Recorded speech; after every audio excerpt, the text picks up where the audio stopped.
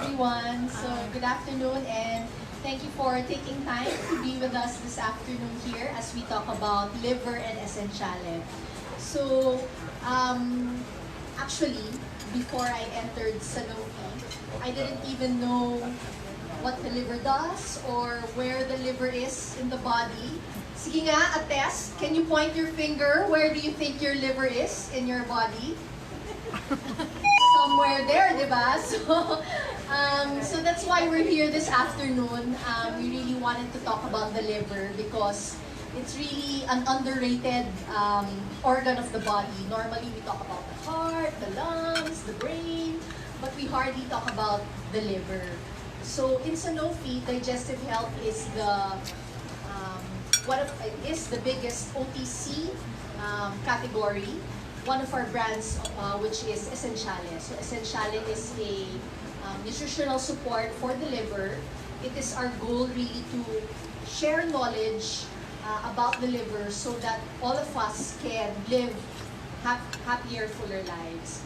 So this afternoon is really about the liver. In the side over here, I'm not so sure if everybody has done it already, we have SGPT testing. So the liver kasi is a silent worker, silent hero. You don't know how it's working, or if you already have problems, you'll hardly feel it unless you have it tested.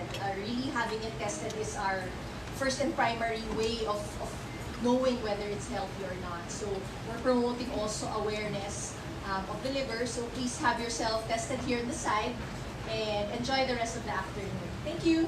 Thank you so much, Miss Grace. That's so true. You know, we talk about all our other organs like our heart, our lungs, but we never really talk so much about our livers. So, I mean, I'm sure you guys are a little bit clueless like I am. I know there's a lot to learn in terms of our hardworking, silent little organ, the liver, right? So with that being said, we're actually very fortunate to have with us here today Consumer Healthcare Country Lead, Dr. Alan J. Domingo, to give us a short course on what we need to know about our liver. Please help me in welcoming Dr. Alan J.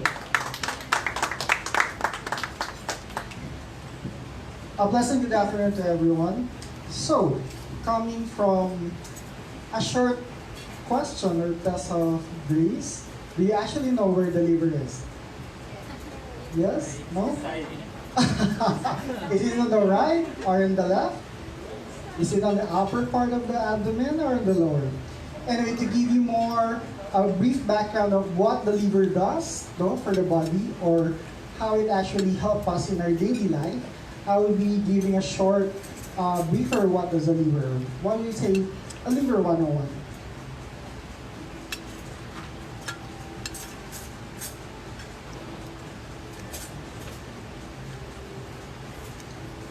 Alright, so coming from what the event talks about, is like talking about the liver as a silent superhero.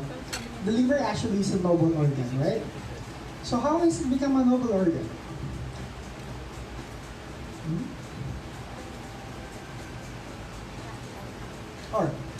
Alright, so I'll be giving a short anatomy and physiology and how the liver works and somehow a brief of what liver diseases to watch out for in order for us to be more adept how we can keep our healthy life together with a healthy liver. So let's begin with some key facts. It's actually the largest internal organ of the body. But anyway, what's the largest organ of the body? Skin. The second is the liver, which I actually qualified largest internal organ, right? So it's, in terms of the color, it's actually a reddish brown organ inside of the body. Weighs about 1.5 kilos, no? Ang bigat, no? So it's around 2.5% of the adult body weight. It's located behind the rib cage of the upper right side of the abdomen. So basically, it's in here, no? Right, upper side, okay? So it has a unique ability to regenerate its own tissue. So among all other organs, no, even if part of that liver is actually being damaged or removed, it can regenerate on its own. It has that capacity to regenerate. It can go back to its original size within several weeks, And it's actually divided into 4 lobes, you know.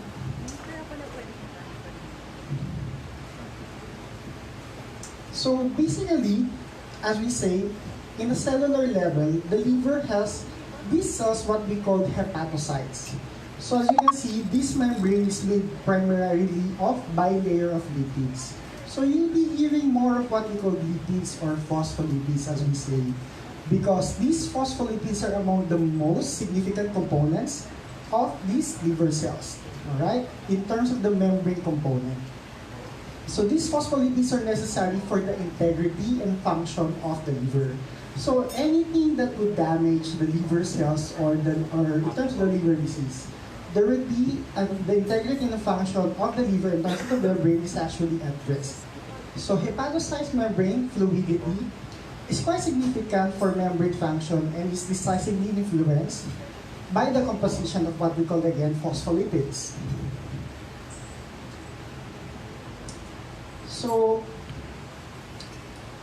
in terms of integrity, of course, same with any other organs, we need to have that constant supply of nutrition, right?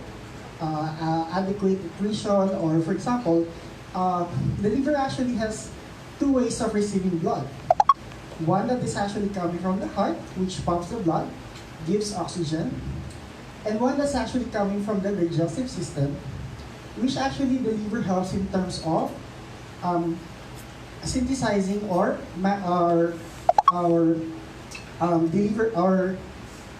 synthesizing the nutrients coming from the digestive system.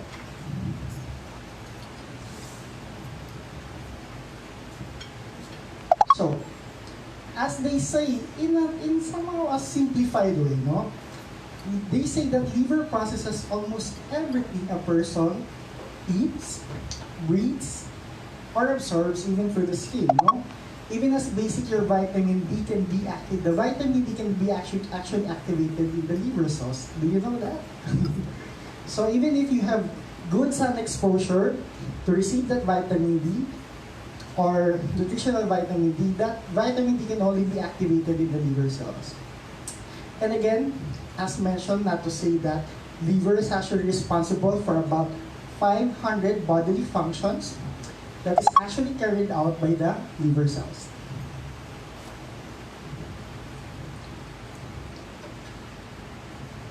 So, to have a brief summary, there will be these functions can be categorized in terms of digestion. For example, the liver produces a bile that is actually responsible for digesting your fatty intakes or cholesterol or fatty component of the food.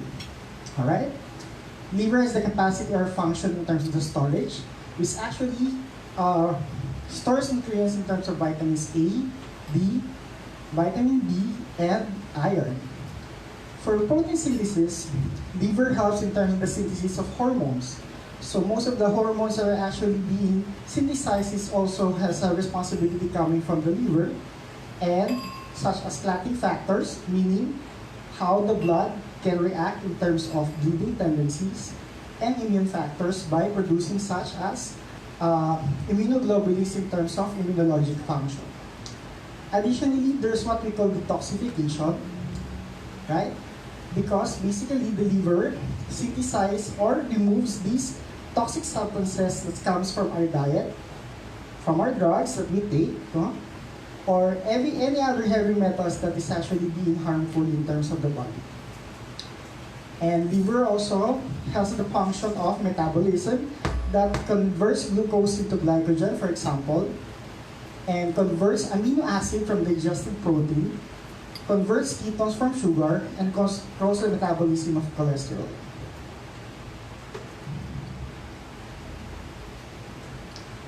So as I mentioned a while ago, for example, the bile actually that is produced by the liver directly delivered from hepatocytes into the intestinal lumen that is stored in the gallbladder and helps in the digestion of fats in our diet.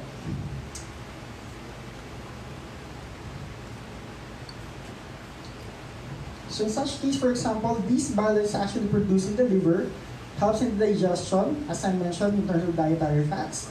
In terms of formation, for example, that's what provides appropriate pH for the formation of phospholipids or cholesterols and bile acids, detoxification, as I mentioned also a while ago, and protects against enteric infection. So even if internally we have infections, the liver has function in terms of trying to improve the immunologic function of our body.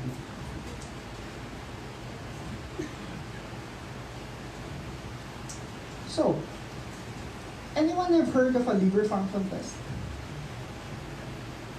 Did anyone have a liver function test today? You said yes? Yes? We actually have an available free SGPT SVOT testing. So I'll talk about more on this liver function test. So, why a liver function test done? It's actually to screen the patient at risk of liver disease, alright?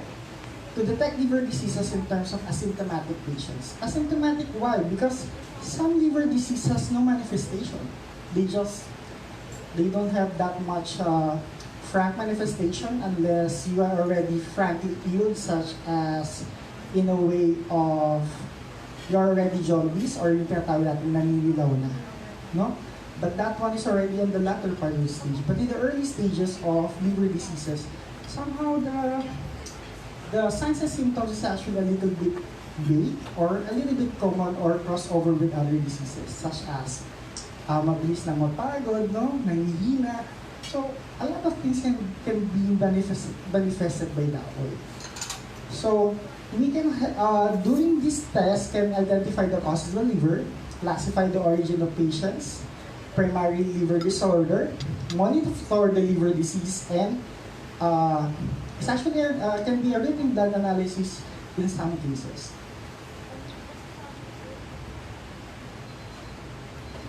So to simplify things, there are a lot of markers of liver function tests, such as a liver injury. So what you did actually now is what we call the AST and ALT testing, which highlights the increase indicates in hepatocellular injury, meaning that once this liver enzyme are actually high, meaning the liver actually has a liver injury in terms of the cellular membrane or in terms of insult to the liver.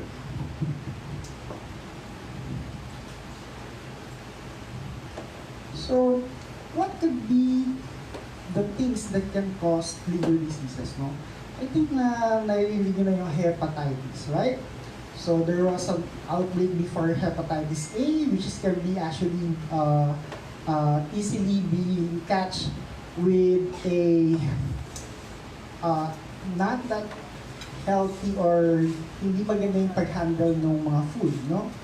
Kasi that can be actually pick up through water and food. But there's what we call also hepatitis that is actually being transferred to other forms in terms of blood diseases such as hepatitis B and C. As you can hear, no, most of the risk factor that you can hear from liver disease is what we call alcoholic liver disease. As you can say, yung mga malakas uminom, those are the people who are actually at risk for liver diseases.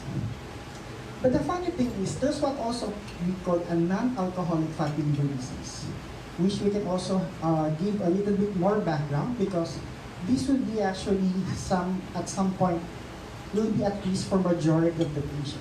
No, there's actually about 25% prevalence in the worldwide population in terms of non-alcoholic fatty liver disease.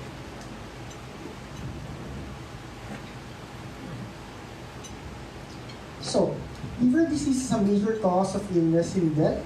No, currently there's about 844 million with chronic liver disease.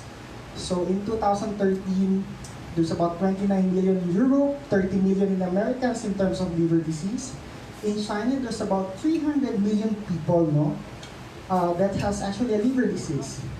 In 2017, the WHO noted that Filipinos had 8,401 deaths related to liver diseases. So this is actually an alarming thing.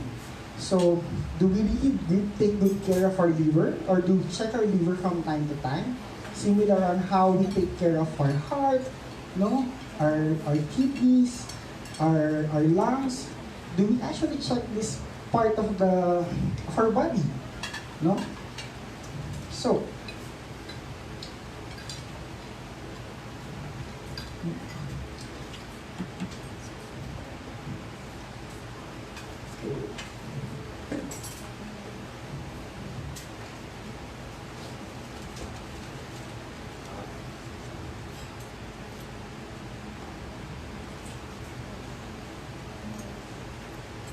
So as I mentioned a while ago, no, the non-alcoholic fatty liver disease can be as high as 25% in terms of worldwide prevalence. So meaning, for example, it can go as high as 30% to 31% in terms of prevalence worldwide. So there's a lot of risk factor. As you can see, compared to alcoholic liver disease, it's only about 8.5%. So we need to watch out for non-alcoholic fatty liver disease instead.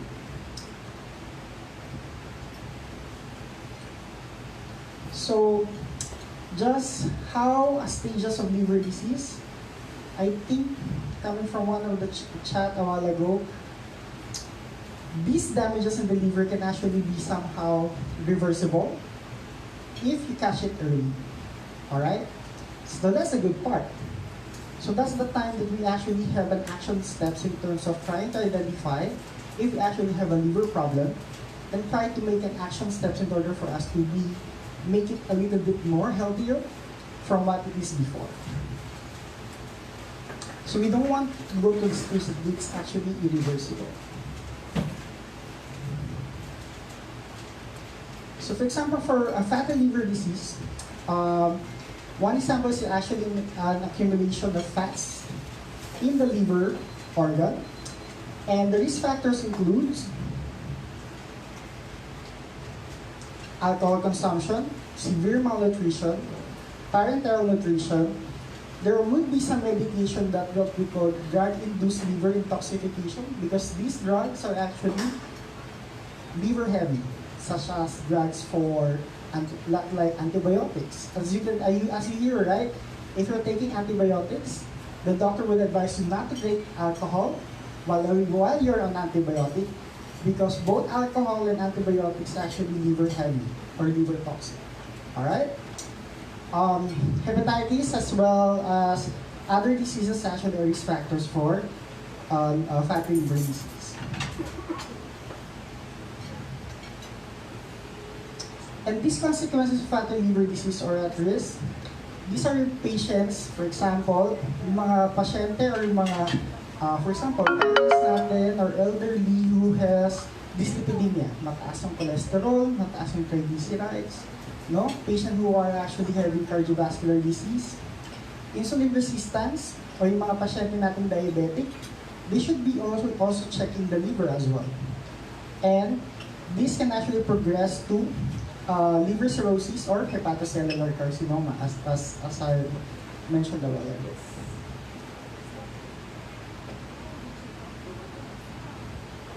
So as I mentioned, this liver problem is actually asymptomatic. You can just have like anorexia, walang ganang kumain, no?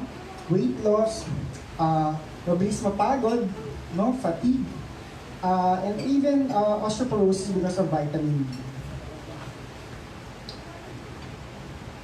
So these consequences will actually lead into more decompensation and can end as far as liver failure, meaning the liver is already not working. I think I'm down on the last few slides. So, in a nutshell, alright, to summarize, these are the risk factors that we need to watch out for in terms of liver health. Viral infection, alcohol, obesity, high-fat food, genetic abnormalities, of course, or in terms of familial. But what are the signs and symptoms? There's a little bit very big, no? Sometimes fever, nausea, diarrhea. Very common, no? Fatigue. Parang mabilis papagod than the usual. Or jaundice is actually in the latter part of the stage. Naninilaw yung mata or yung skin. But what can we do in terms of prevention? We can have vaccination, for example, for hepatitis B vaccination. We can do lifestyle modification by doing regular exercise, limit alcohol intake, watch out for the medications that we take, or if there will be a risk for a drug-induced liver intoxication with the specific drugs, we can ask, or you can ask your doctors, what nutritional supplement can I take to support my liver? Again, proper diet, safe sex, because there will be some there will be infection such as hepatitis B that can be transferred through sex, intercourse, and of course surgery as well.